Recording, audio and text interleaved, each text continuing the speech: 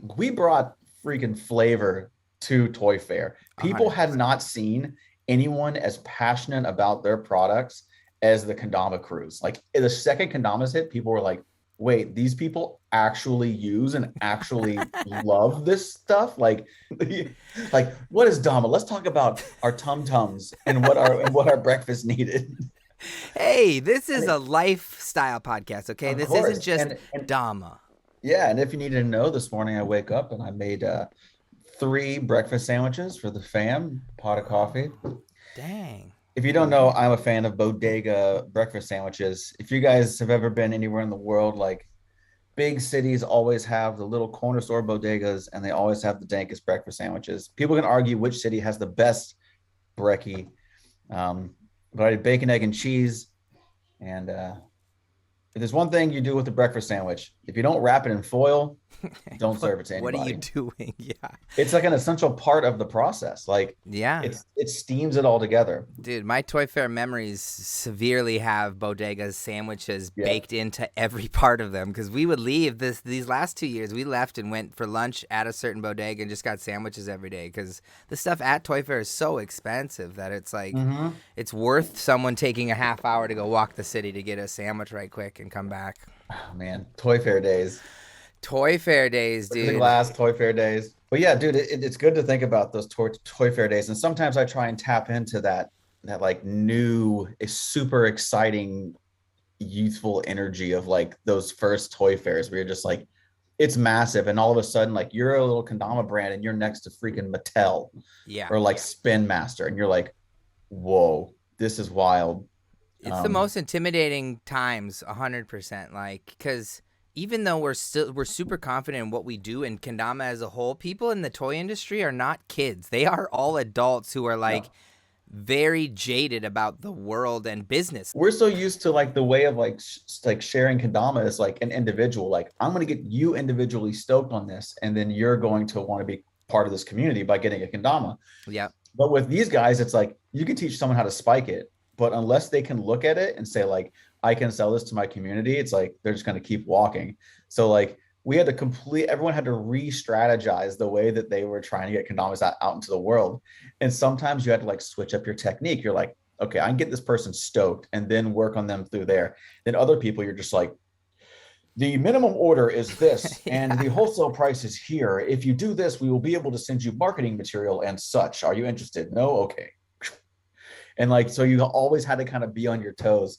But I will say, like, we brought freaking flavor to Toy Fair. People had 100%. not seen anyone as passionate about their products as the kendama crews. Like the second kendamas hit, people were like, wait, these people actually use and actually love this stuff. Like they're not just like someone sitting behind the booth on their phone, like trying to take orders for freaking toy dolls. Like, so that was always really fun. And there were a few other people. Like, remember that there was the Swerfer crew, there was like Yeah, Yo-Yo Factory, there was spooner boards. Spooner Boards. Oh man, yeah, I there was mean, a rowdy squad there, but like they're the people who made me believe that Toy Fair could be something bigger than what you thought it was absolute because they Spooner Board crew, dude, they yeah, were their crazy. booth was a ramp. Like they were Yep. taking essentially winter sleds down a freaking half pipe, quarter pipe ramp and just launching kids and like Yes. they broke people's Like, shoulders, did all kinds of stuff. It was and they always insane. had a little sneaky something under the ramp for after the Toy Fair show. And like Yeah. I remember going over there at because they were really nice, like and like letting some people try stuff. But then the second like Toy Fair shut down, there was that maybe like 20, 30 minutes before everyone had to leave. And it was always like me, TJ, and Turner Thorne, like the and Dave, that were all like into action sports. And we would just go over and be like, hey, can we just fully send it? And they'd say, go for it. Like no regard that we could literally damage ourselves. And dude, Yeah, Willie P was the same way, bro. I thought he was gonna yeah. bust his shit more than a couple times when he flew off that thing. I was like, oh god, dude. Oh man.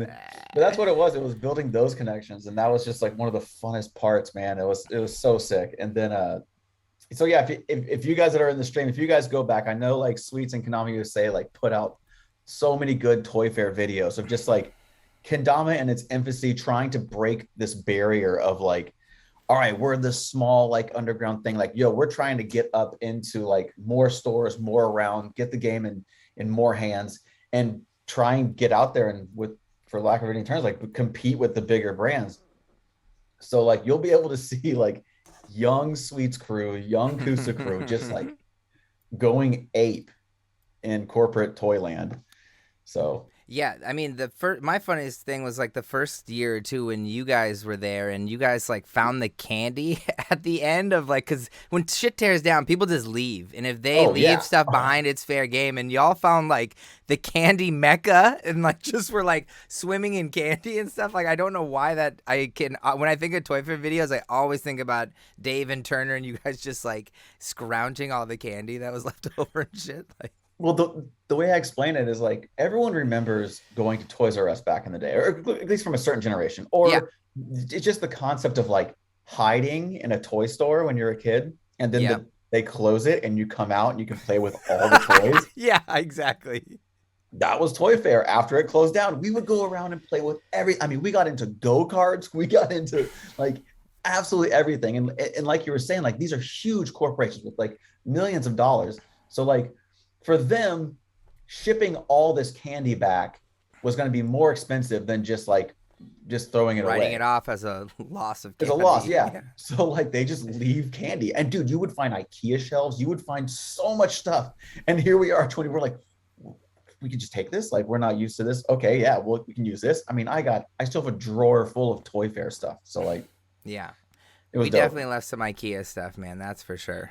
And that was never, we were young and before we had kids. Yeah, young and before we had kids, man, which is the other thing we're here to talk about because we are Dama dads. There's lots of them in our chats every day, and in our like we have all grown up, not just us, but our followers and fans, and they all have kids too, man. So I think it's a real thing that a lot of people that we interact with online deal with every single day is, you know, making 3 sandwiches for everyone before they go out to start their day, you know? Like, yeah, and you have a family of 4, so you make 3 because you know your kids are only going to eat half a sandwich, so you got to cut it in half. Yeah. But like what else it is it totally just back to like the travel thing. It changes up like travel. So it's like as before then it was just like, all right, Catch and Flow's estate and NAKO's estate. Like cool, I'll just go. Yeah. There was no other like responsibilities besides if you had a job or whatnot. Mm-hmm. And like. Now it's like you really have to plan. So like if you take NAKO and me, for instance. Yeah. So that's you flexing your ultimate like logistics planning. I have to get to this event somewhere or another. Like we're going to make it happen. I didn't have my standard support team and I was like, I'm not going to miss it. So I just had to send it with both kids, Isla, 4 years old, and Owen, a little over 1.5. 7-hour solo car drive. And for anyone that's a parent out there, 7-hour solo car drives are kind of feared because you need 2 people in that car. But man, my kids were freaking angels. Dang. It was amazing. Got there. And I don't know, it was a totally different NAKO for me.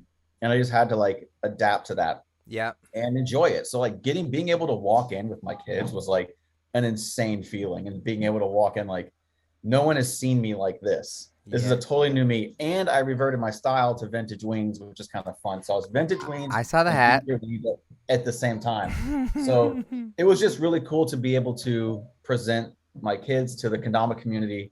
And I was super thankful that Gabe's wife, Harley, was able to take the kids while I emceed. And then I went back to dad mode. So yeah. Really fast. Awesome. Within one text, you went from Wiens kicking it after the event to, okay, gotta go. See you later. Like, you skedaddled like Scooby-Doo out of there. You were like, I'm on my way, dude. Yeah. So it was really cool. And again, it comes down to those support systems. And if you don't have, if your normal support system isn't there, there's probably someone else out there that is in the same kind of genre or space that you're in with kids. And it's like, they're super down to help out. And that was one thing that I noticed with the kendama community was like just being in the hotel lobby with both kids and like turning around, someone saying whirlwind check, and you whirlwind check and you turn around and like Owen's like 60 feet away, like trying to get into a trash can.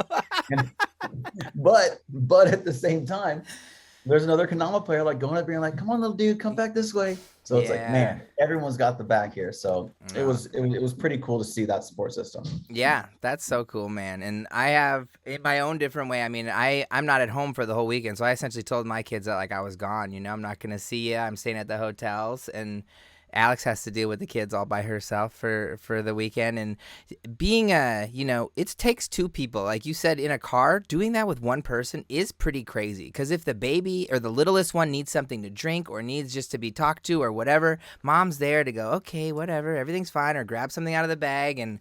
But you by yourself sending it, those kids had to have been literal angels if you like had that good of a time for 7 hours, like stopping getting gas and everyone's chilling. And I mean, my gosh.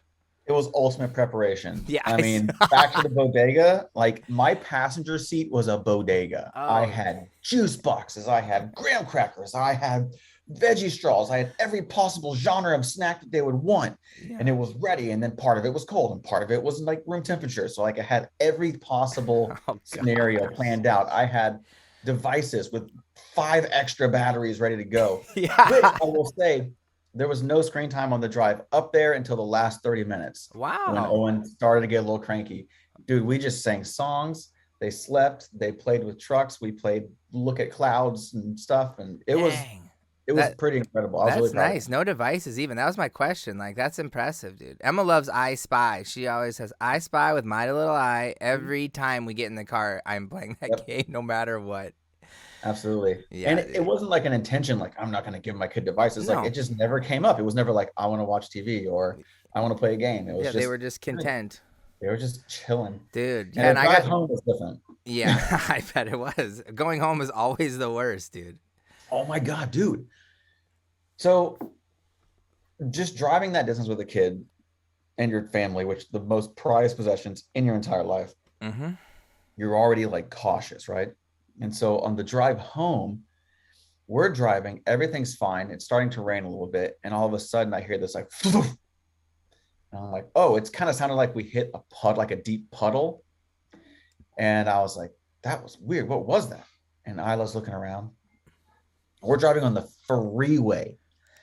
And so at a certain point, we pull over to a rest stop to use the restroom and like take a break.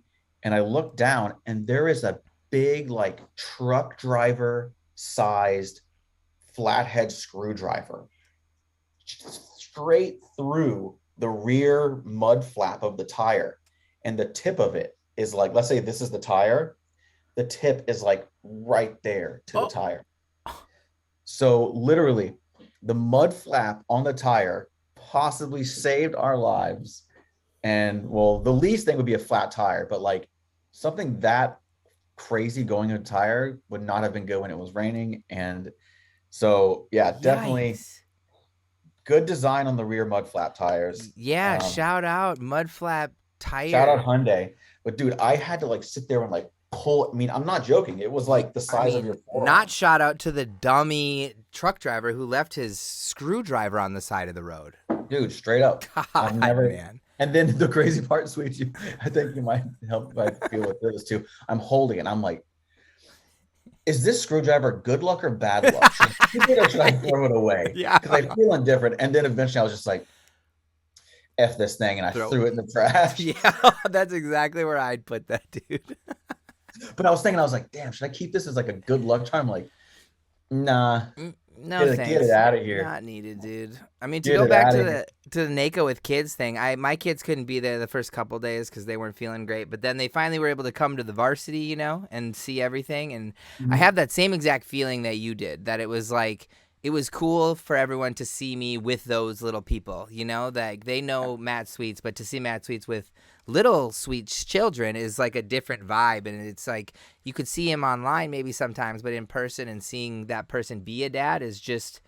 It's just different, and there's no getting around it. And Emma was so stoked to like see so many kendamas, and she thinks that's where I work now. So she's like, "Are you going back to work?" Like, I'm not going to there. No, that's not where I work. And I didn't know. So she got up on the mic, and I didn't know she was still in the building. Like when she got up on stage, I had like said bye like 15 minutes ago. I thought they were like all the way out of the building. And then you had finished up freestyle, and then I see her come up on stage, and I was like, what are you doing here? And she's like, I want to talk. And she gets her 3 seconds of fame and she says chicken butt right into the mic. And I was like, I didn't say anything in the moment except laugh. But then when I went home, I was like, what?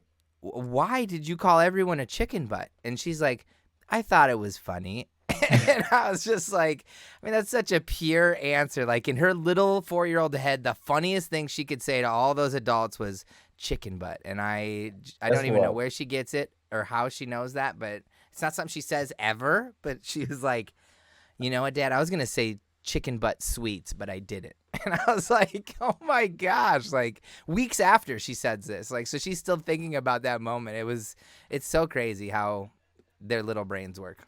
Oh, dude, absolutely. Yeah, it's definitely like amazing to watch the like evolution of these little kids. And it's just watching something evolve. You know, it's watching something grow up and watching something change and watching something like learn something new. And like Dude, a lot can be said for just all of I mean, we can always draw parallels with Kendama, but like yeah. with Kendama, it's like it's getting to a point now where it's like we just talked about Toy Fair. There was like pre-Toy Fair, and then it's like Toy Fair, and now it's here. And then a lot of the people within the kendama world are having kids, so there's like a second gen of like kendama kids happening. So you can watch a kendama like world go from like, for lack of better terms, it's like small events in the kindergarten with a bunch of like young single people making hot dogs and playing kendama to like throwing massive events at the hotel and varsity theater where people are having to figure out how to bring their families, you know? Dude, So and you know, like the Ken Garden, like the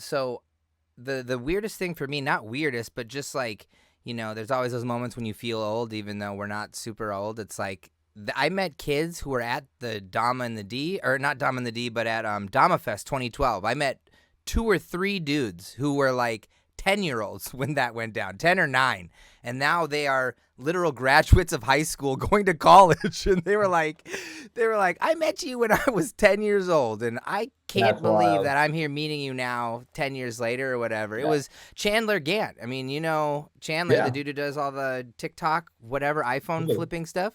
He was Yep. one of those 9-year-olds, and now he's just this Oh enormous my God. human. And it's like, wow, dude, like that's how long we've been doing this. Like long enough Yep. that kids have grown up to now be adults. Like that's just a like mind explosion type of moment for me that I don't think about until you meet those people and they say what up to you, you know?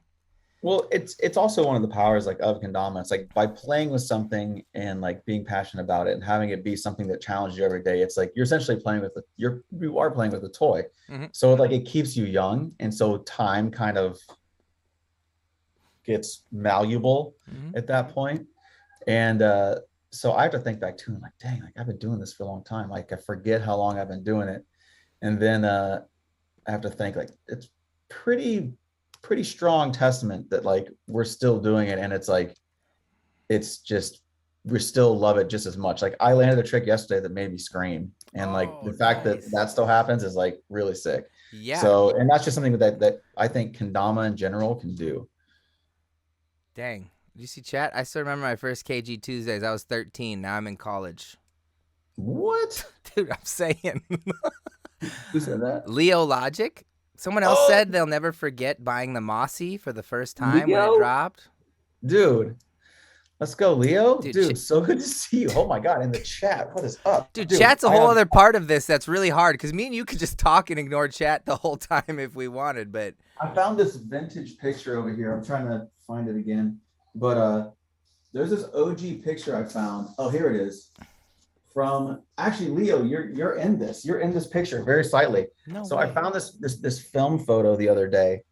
Um, this is Wyatt Bray filming me after a KG Tuesday session. Yeah. And like, I don't know if you can see, but Leo, dude, you're right here. Just behind Wyatt's back. Yeah, just behind Wyatt's back. If you can see, there's Leo. And I think this is Hayden Brickman.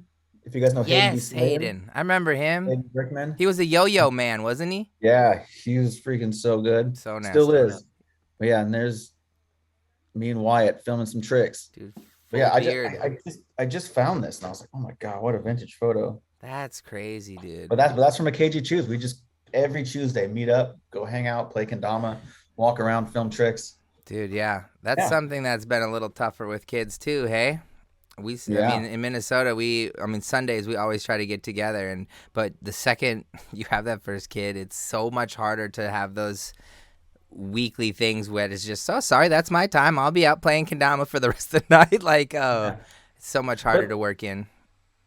there's also something kind of comforting because like I've been a person that's been involved like constantly throughout kendama, like in the US. Yep. And I kind of got this, I'm not sure if it's a feeling or a complex, but you're like, man, if I stop doing this, like what's going to happen? Like I have to keep going because if I don't do it, like it's not going to happen. And so after KG Tuesday stopped during the pandemic, I was like, dude, I don't know if I can like keep doing KG Tuesday. Mm-hmm. And then, but, and then someone else inherently will probably pick up the torch and like Clay Fuller, he's just fully taken the reins on like the jams and the sessions and does them on a Sunday. Nice. And I still haven't been able to get out to one because the weekends is the time with the kids, but it's just good to know that there's like other people out there that are willing to like pick up the torch and like keep it going. And it brought a little comfort to me, and knowing that people are doing it like all around the country, it just brings a little bit of relief as a person that's always doing it. I So, hear you. I know. I have Liam. Liam is that same yep, person for us who really took it upon himself to be the leader around here. And yep, but we used to host it in the Sweets warehouse, and that garners a certain kind of feeling. And so the fact that we don't have that there anymore, I feel bad, but it's just a hard thing to get back to, after not inviting people to your space for so long, just to have it back to like Wild West, just letting people do whatever in the sweet shop is just like, we don't need to do that again. I don't think, it's made you reanalyze a few things that were maybe just a little like excessive, because it's still fun. You can still do stuff, but maybe this winter we do some more stuff inside at the sweet shop. I'm not saying it won't, but it's like, yeah, we do a lot, so it's just another extra thing on top of your all long work week to smash in there. absolutely. And I think it's also about just like finding that spot. Like we back in the day, we were lucky enough to have like San Francisco, and San Francisco, they were just so stoked to support. That's all they Yeah. wanted. Yeah, dude, use our spot. I mean, every Tuesday we took over their clothing retail spot, and they just gave us that platform. So shout out to Christian Routson and Andy at that time for letting us freaking do that. Dude, those owners were really cool dudes. I mean, Yeah, I got to meet them when you met them. I mean, like that first in 2011 or whatever, it was the early relationships but they were just dudes like you. I mean, they were just starting their small clothing brand, right? Like they were trying to get their feet like on the ground and get their thing started, and they're still really big out there, aren't they? dude. Christian's killing it out there. They're always on top, and Christian's another person that has like that passion. So if Mm-hmm. you can meet someone that matches your passion, you guys will just start vibing. Dude, 100%. Gabe does that all the time, man. When Gabe can find someone his energy level to talk about business, you could just leave the room because they'll be talking for hours. Because that's Yeah, just certain people are like that, yeah. I'm sorry. Speaking of parenting, hold on. What's going on here? No, it's okay. You don't got much time left because you got to get rolling, right? I At know. eleven Hey, fifteen. and this is something else with parenting, man. When freaking hair appointment comes up for your girl, you You got to gotta switch around podcasts and you got to just do what you got to do, you gotta man. cut Sweets out. Sweets second tier. Oh, dude, that's okay. I'm down to be second tier to Mrs. Wiens and Isla and Owen. That's for sure. No, but I think it's good to like to talk about these things because again, like as I just met another dad who's a creative and he now has a kendama, um, and he was saying he's like, yeah, man, like I'm 33 and like out of my friend group, like we're the only ones with kids, so it's hard to like find other people with kids to like kick it and hang out with, that are also kind of creative and into the same kind of thing. Yep. And their daughter is the same age as Isla and goes to school with her. So yeah, we've just been like, all right, let's make an effort to hang out. And he is a super talented editor and cinematographer, photographer. So I'm like, Of yeah, course. we're We definitely could hang gonna out. chill. Yeah, we got stuff to 100% talk gonna about, chill. baby. 100% gonna chill. So I'm actually meeting up with him later today, Dope. and then I'm going to meet with the owners of Reprise Coffee. If you guys haven't seen, I've been repping a lot of Reprise. Adam and Kati own this coffee shop here in Evanston in Chicago. And from the second I walked in, they were like, "What is that thing around your neck? Show me." Dope. And now they carry kendamas, Oh, cool. and he is just buying them all the time. We're sending each other stuff back and forth. That's But awesome. it's just good to watch someone go from like, I don't know what this is, to 100% obsessed and passionate about it. Yeah, that's my schedule today, because I have 1 day a week to fully work, That's because really, you're a Amanda crazy has one for that. Amanda goes into work, and then I'm stay-at-home dad Monday, Tuesday, Wednesday, Thursday, and then Friday is my day to do whatever this might be. Dude. So I'm on a podcast with Sweets. I'm meeting up with my new friend here in Evanston to talk about dad stuff and videos and business stuff. And then I'm going to hopefully talk about an event in Chicago with Reprise Roasters and the Beer Temple in Avondale. So Dang, you got a full docket today. got a full docket, and I'm like sitting here making notes for GT Winterline 22. I'm a little late on this, Nice, dude, man. but Well, I've had a lot of fun chatting, dude. I think this is something we should do more Fridays if you got it in you. If you think you can fit me in. There's 50 people here that are stoked to hear us talk. So I think, it might be something worth investing in. absolutely. And I think it's a good mixture of a few things. It's like, it's relatable content for the people that have these kids that don't ever get to like talk or hear about it. It's also a lot of good reminiscing for like old classic kendama history whenever we talk, and I love seeing the chat. So Yeah, dude. Well, and we don't just set aside time to talk. It's always business, or there's some reason for it. So, like, I like that our reason is just to chat. I like that our reason is just to talk Dama and whatever we feel, and and it's good. So I really appreciate you. And today, my rest of my day as I'm doing this, I'll probably be eating some hot sauce. Most likely gonna have to do some push-ups. We'll see.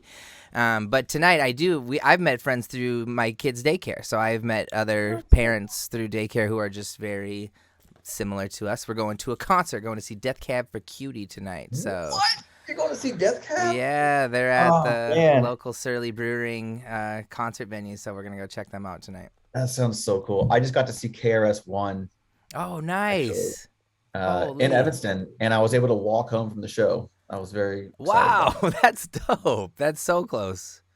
But yeah, and I just see Tio's in the chat saying, "Yo, Jake, you got time to slot me into the schedule?" I don't know, Tio. I mean, it's looking pretty booked right now. Yeah, man. yeah, pretty booked, Tio. You're gonna have to take a rain check on that one. Sorry, dude. I mean, I've got to talk to Ben Harold, and like Ben Harold, Tio. So, dude, man. Well, hey, Jake, you get to it. I know you got to get going. Take care of those kiddos. But this is the first unofficial Dama Dad podcast, and look, it is Isla. What's up, Isla? How you doing? See, it's a little late. It's a little laggy, but you can say hi. Show them what you drew. Whoa. What is it? Tell them. Tell them. It's a cat. Nice. Is awesome. And look, here's the other little one box cat. Here's the other one too.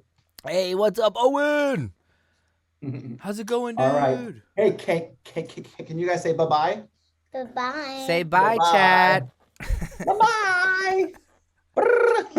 All right, Sweets. Much love. See you guys soon. All right, buddy. Guys, see you next week. Later on. If you guys enjoyed this, please let me know in my DMs at the Ken Garden. And yeah, let's do this again. All right, sounds good, buddy. You have a good Friday. We'll see you later. All right, peace. Bye. Man, doesn't get much more wholesome than that. Yo, that was epic. That was so much fun. I had zero idea how that was going to go. Can we get some emotes in chat? Can we get some ones in chat if you guys had a good time? If you want to see Jake Wiens come back next Friday for another Dama Dads podcast, let's just, blow it up. Let us know, because I really enjoy doing it and talking Dama and life with my good buddy. Doing a podcast is weird while talking to chat, so we'll have to involve a chat portion maybe if we're going to do this officially, and maybe towards the end we can just get some straight Twitch chat interaction for the podcast, because the goal is potentially to cut this up for YouTube and to cut it up for a real Apple podcast. So that is the ultimate goal. Today was a test, and I feel like it went well. So thanks again to the Ken Garden, to Jake. always a really good homie and always super nice catching up with him. So thank you very much, dude. Thank you very much. I appreciate it.